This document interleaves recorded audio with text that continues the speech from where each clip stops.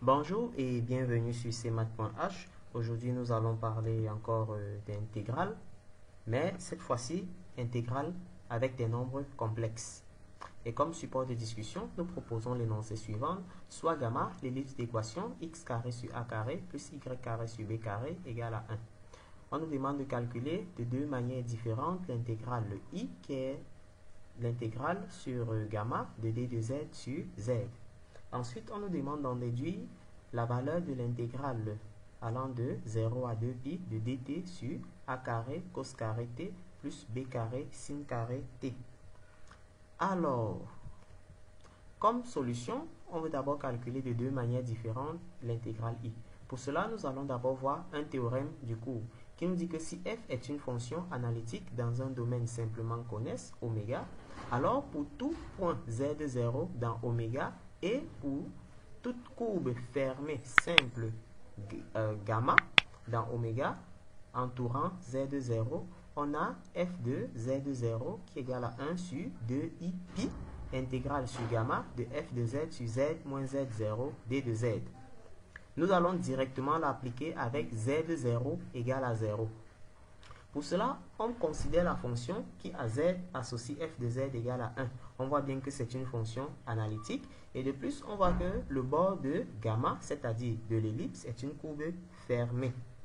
Pour cela, on applique directement notre théorème avec z de 0 égale à 0. Donc, on a f de 0 qui est égal à 1 sur 2i pi intégrale sur le bord de gamma de f de z dz sur z. Comme f de z égale à 1, ça veut dire que f de 0 égale 1. Donc, on remplace f de 0 par 1 à ce niveau. Et en faisant une égalité, produit des moyens égale produit des extrêmes, on trouve directement l'intégrale i qui est égale à 2i pi. Ensuite, on va s'intéresser maintenant à une autre méthode, puisque z de 0 est le seul pôle de la fonction g qui est égal à 1 sur z. Et on voit bien que le z0 égale à 0 appartient à l'intérieur de l'ellipse. Donc, si on veut s'intéresser à la méthode des résidus, on va dire que i, c'est 2i pi. I, qui est l'intégrale, bien sûr, est égal à 2i pi, résidu de g en 0. Alors, le résidu de g en 0 n'est rien d'autre que la limite, quand z tend vers 0, de z, g de z. Et on voit bien que ça nous donne 1. Donc, directement, on va remplacer le 1 à ce niveau où il y a résidu de g en 0. Et on trouve i égale à 2i pi. Maintenant, regardons la question numéro 2. On nous demande d'en déduire la valeur de l'intégrale allant de 0 à 2pi de dt sur a carré cos carré t plus b carré sin carré t. Directement, nous allons chercher une paramétrisation de gamma en posant x égale à a cosinus t, y égale à b sinus t, avec t qui varie entre 0 et 2pi.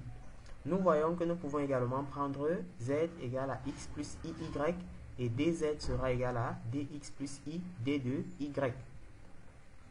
Nous pouvons donc faire la substitution à ce niveau parce que d de x est égal à moins a sinus t dt et d de y est égal à b cosinus t dt. On met donc dt en facteur et il nous reste cette relation.